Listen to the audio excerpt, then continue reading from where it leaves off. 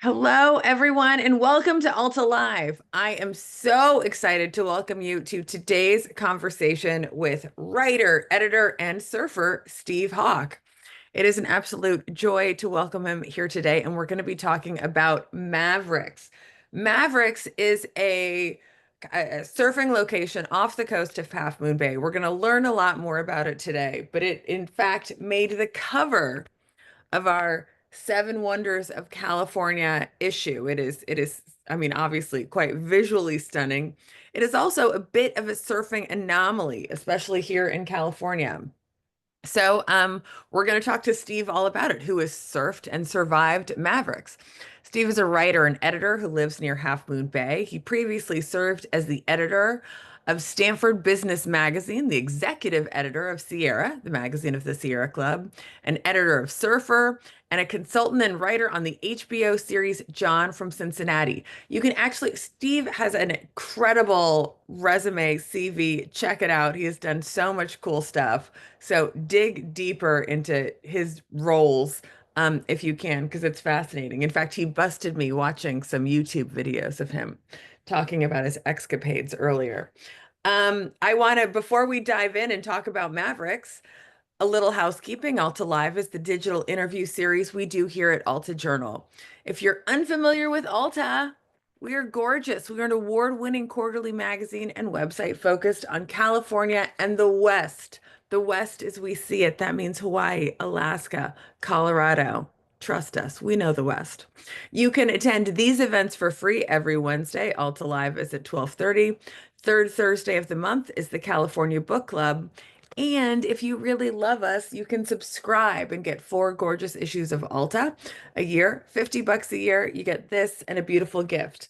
I don't know if I'm allowed to do this, but I've worked at Alta for 7 years. Can they can me yet? I don't think so. This is our brand new issue. It hasn't hit yet. It arrived at my house yesterday. I know a guy, so I got an early issue. 25 books that define California. You're going to agree, you're going to disagree, you're going to hate it. Our pre-sales are through the roof. Now is the time to grab your issue before we sell out. If you subscribe right now, you're guaranteed an issue. So again, that's $50 a year, and this is our fancy brand new issue. This interview will be recorded and posted to altaonline.com. Per usual, we're also going to send you links to Steve's incredible article he wrote about Mavericks in the current issue, The Seven Wonders of California, as well as anything else that pops up throughout the course of our conversation today. There's a Q&A button at the bottom of the screen to ask your questions. I know that you will have. And a big shout out to Berkeley, South Carolina, Eagle Rock, Ukiah, California, DC, New York City, Larkspur, Texas. Welcome, everyone. It is great to see you. I am in Novato, California, very far away from surfing. Steve, where are you today? I'm in Half Moon Bay, actually within view of Mavericks here in my house. All right, within view of Mavericks. I mean, that's kind of the nowhere else would I expect you to be. I'm hoping as a former editor of Surfing Magazine, I'm hoping you might be able to give us kind of a brief history of Mavericks, the location. How did it come to become this really exciting surfing destination? It was a little bit late to the game in terms of global destinations for big wave surfers. How did Mavericks come to be known? Um, yeah, it was hidden in plain sight here in Half Moon Bay for decades. And it had its coming out party in the surf world actually while I was at Surfer in the mid 90s.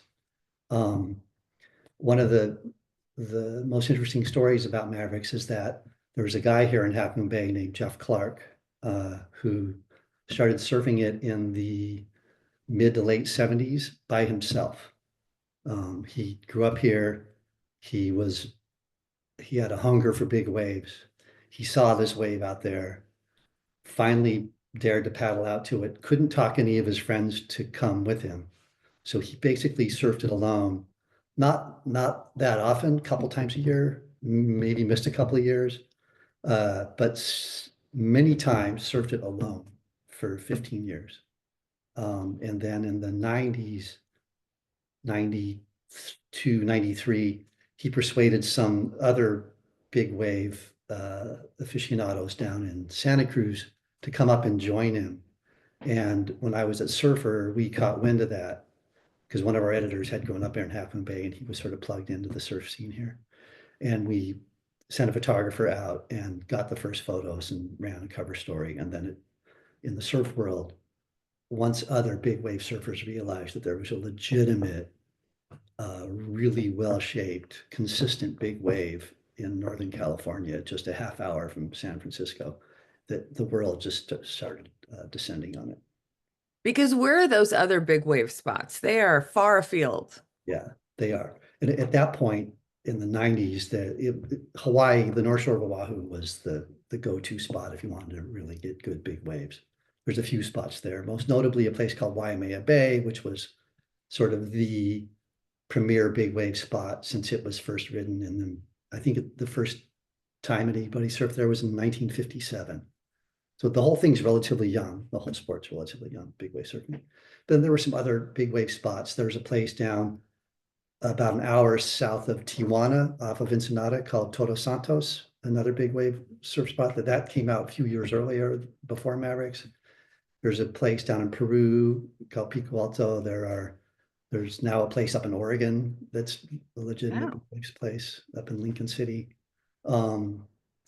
And South Africa has a really scary deep water big wave spot. And then of course Nazaré in Portugal, which became famous on that 100-foot wave show on HBO. yeah. Oh, sure. Forgive my, I have never been surfing. So for those of us that have no idea about surfing, are there big wave surfers versus regular wave surfers? In terms of being a big wave, is that a very specific genre that someone Yeah, fits into? yeah, especially if you're going to try to make a living at it, because the the people who are making a living on the professional circuit, the one that names the world championship every year, the World Surf League, they they're specialists in, smallish waves, anything from waist high to double, possibly triple overhead. Those guys could certainly ride big waves if they were so inclined. They're in shape, they've got the skills. Um, and but they're following the world tour around, and big waves sort of happen so rarely that uh, you have to you have to have a free calendar in order to really score big waves. So um, when Mavericks breaks, it'll break 20 to 30 times a year, really good. Um, or on a day when people might be inclined to travel for it.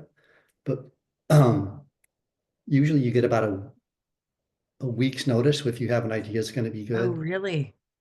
just from the forecasting of weather systems out to sea.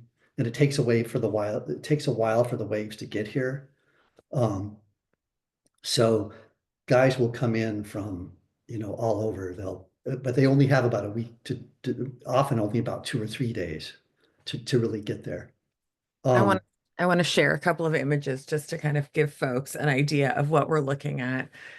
This is an Alta image, and this is Mavericks. yes, Peter Mel, This, one of the original chargers out there, still uh, scoring some of the best waves out there into his 50s. oh, really? Is he wearing any kind of safety gear? When you surf Mavericks, do you need more than a regular wetsuit?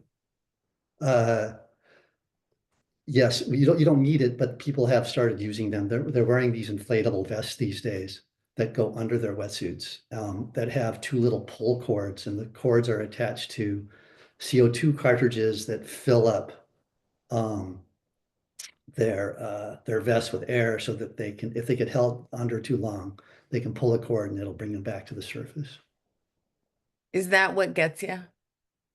I know there have only been two recorded deaths at Mavericks, although Yeah, it is notoriously dangerous. yeah. But That, is I the mean, that's getting pulled under for too long yeah. I mean, what's going to kill you? in big surf, usually the biggest fear is just getting held down too long and not being able to come up in time for air. But sometimes guys get conked on the head, or you know, a lot of guys have obviously hurt limbs and stuff, but the biggest fear is getting either knocked out or held down so long that you drown. On that happy note, I want to talk about what is going on underneath the water that makes these waves so magnificent. And this, That's this is one of my favorite. all Uh, right, apologies for the blurry, but that's I great. So this stole is this what I off wrote the about in the internet. article. Um, so that the wave itself is inside that square. It's where uh, the shallower water is the red water. That's the reef it breaks on.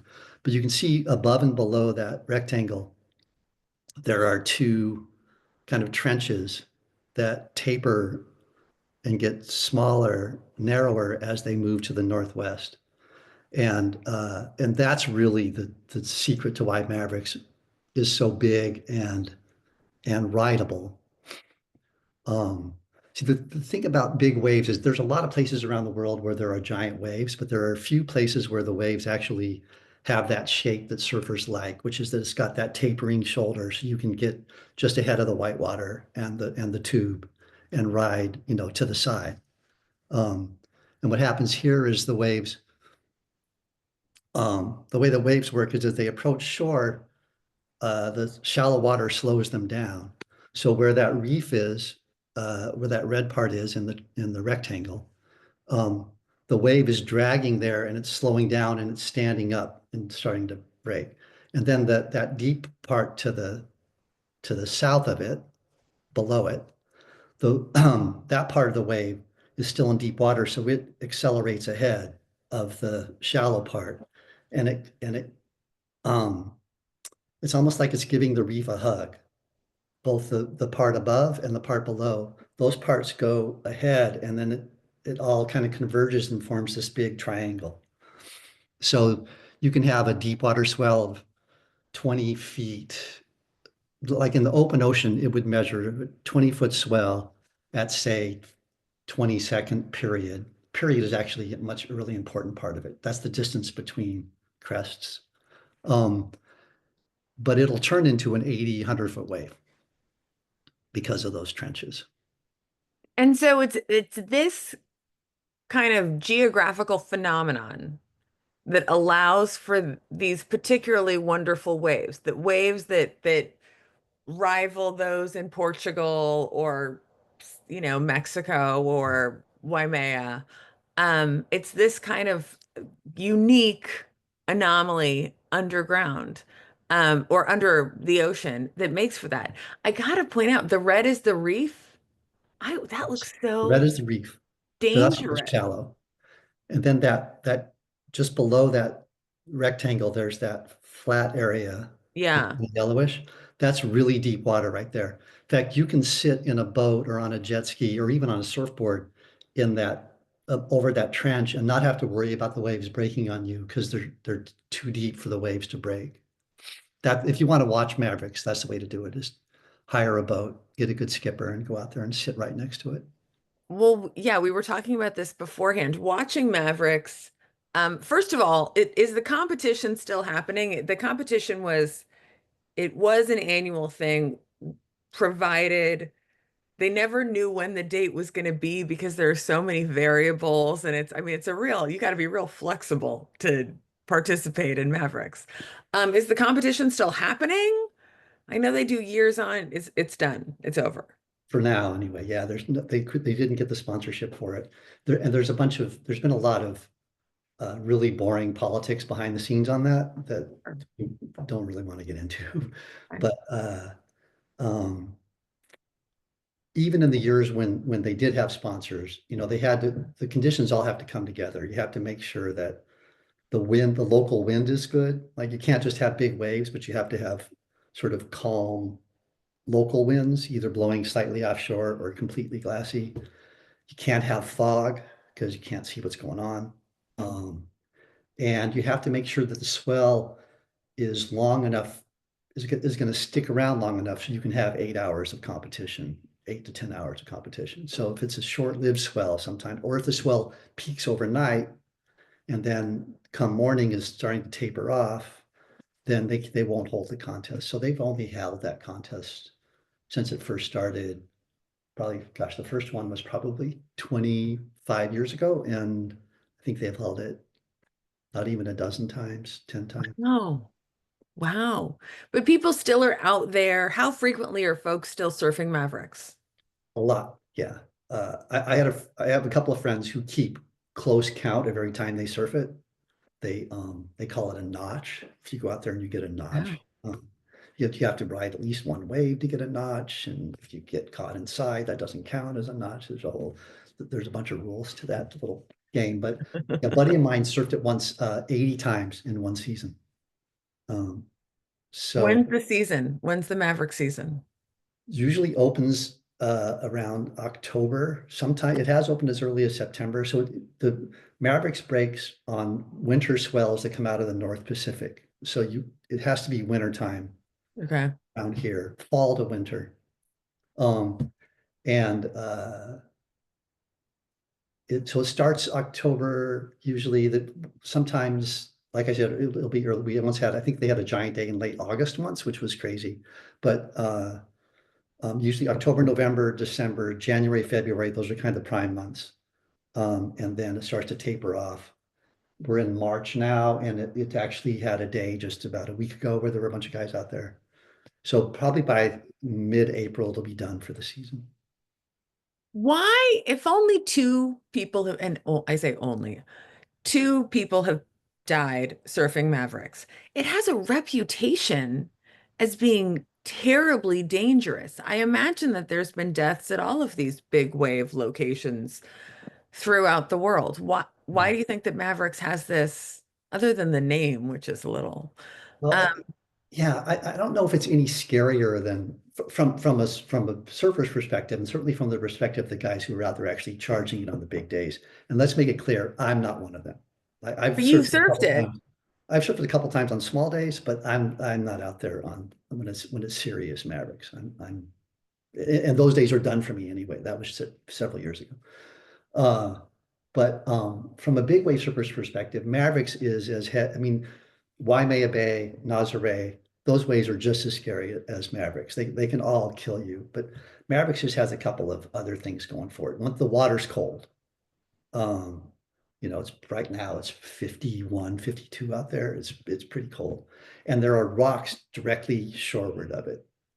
So if you wipe out and get caught inside, you get pushed into these rocks, and that's always scary. And it breaks really hard. Like it there are soft waves and there are hollow waves. And Mavericks is a hollow wave, almost what they call a slab. When it's big, it really loads up, and so sometimes doesn't get taller, it just gets thicker.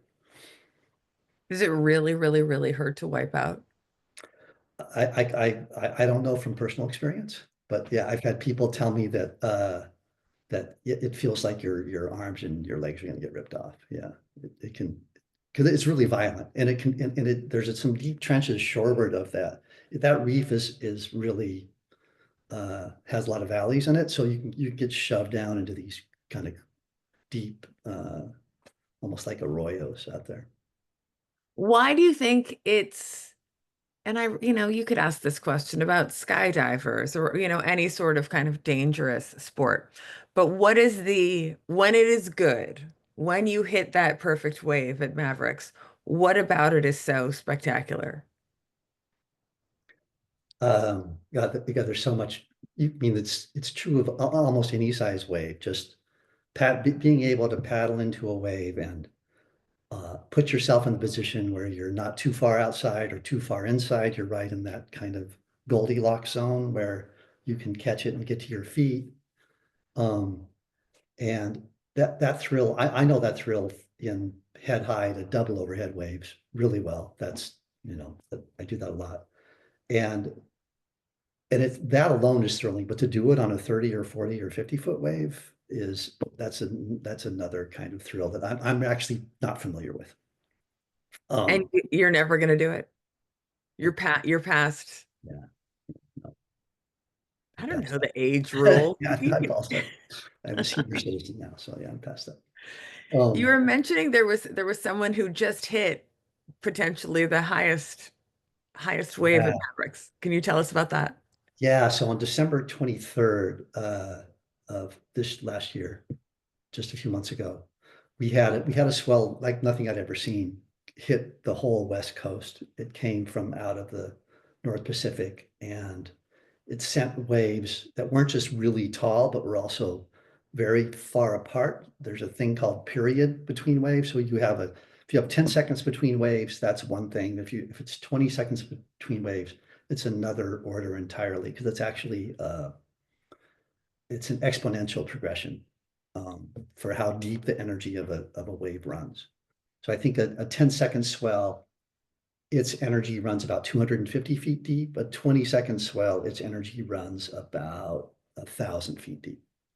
Oh, Um, so that's one thing that causes Mavericks to get so big with these long. Anyway, this kid out there, this local kid, Alois Slabier from Santa Cruz, and his partner, who's a friend of mine who lives not too far from me, named Luca Padua, they were out there with some other tow teams. You know, it gets so big you can't paddle into it, so they tow each other into the waves on jet skis with ski ropes, and they have these little boards. He went into a wave that was like nothing anybody had ever seen, and made it, completed the ride, and there's still photos of it. And there's a way you can kind of measure the height of a wave based on how tall the guy is, and then you count how many of his bodies would fit on the face of the wave. And some people are saying that that wave, it was 108 feet tall. They haven't really done the forensics on it yet, but Jeff Clark, the guy um, who was the pioneer out here, even he's saying it was the biggest wave anyone's ever ridden out here. oh, Maybe the biggest wave anyone's ever ridden anywhere. Um, but it'll probably be in the Guinness Book of World Records. It, really? yeah, you can look it up. Just Google Aloe Slibir, Slebir at Mavericks, and And it's this was just a couple of days before Christmas this past year. yeah, yeah. Wow. So when did you start surfing? Uh, when I was in 1969, So so you're a baby. ago, many years ago. Yeah, no, I was 13. Um, uh, so yeah, but surfing, and it took me just a couple of years before it became what I was going to do, and then I was became very How much often do you surf now? my identity. 2 or 3 times a week I try. Oh, really? Yeah, but But you're right at Half Moon Bay. You're not going out to Mavericks? no, no. There's a Okay. lot of waves around here other than Mavericks, and Mavericks really it doesn't break that often. It needs a really really big swell. Usually, if Mavericks is breaking, I'm sitting here in front of my computer doing other stuff. Do you go out and watch? Are you out there with your binoculars trying to? Times there's a couple of really good cameras on it now that you can watch live. This website called surfline.com, where I actually used to work, has cameras all up and down the coast, and you can watch it a live feed. But I can also see it from my living room, so I have a good telescope I watch it with. But if I really want to see it, I have friends with jet skis. I'll try to get on the back of a jet ski and go out Oh, there. wow. Yeah, And get out there and really watch. really watch. Yeah, I haven't done that for a few years, but yeah, Do you agree? This is a little bit of a loaded question. Alta put Mavericks on our list of the seven wonders of California. Do you agree that Mavericks belongs on that list? absolutely. Why? Uh, what if we're talking natural wonders? Sure. Yeah, um, because um, it's one of the most spectacular uh, sporting events you can witness if you can get close to it in the world. And as we said, there's only 8 or 10 really good big wave surf spots all around the world as it is, and Mavericks might be as good as any of them. Um, and it's so photogenic, it's really and the still photos don't really do it justice. If you're out there, it's a full sensory uh, moment experience every Well, you ended your piece with the full sensory experience of the kind of suggestion of not watching it from the shore with everyone else, but really getting out there. You can taste it, you can smell it, you can feel it, yeah. And um, you hear it. The other thing hear about it it. is it's really loud. It's really loud. But I imagine much more fun to be on the back of a jet ski and watching those guys do their thing. Yes. Yeah. I'm curious before I realize that we're running out of time. I'm curious about the community. There seems to be a really tight community of I know Half Moon Bay is a surfing, you know, village and um people come from all over the world to surf Mavericks. But I also know that there's a little bit of a hierarchy in terms of who gets to catch waves. When you're out there, you learn quickly that there's some rules involved. There's unwritten rules involved in surfing. Can you tell me a little bit just about the Half Moon Bay and Maverick surfing community and what that's like?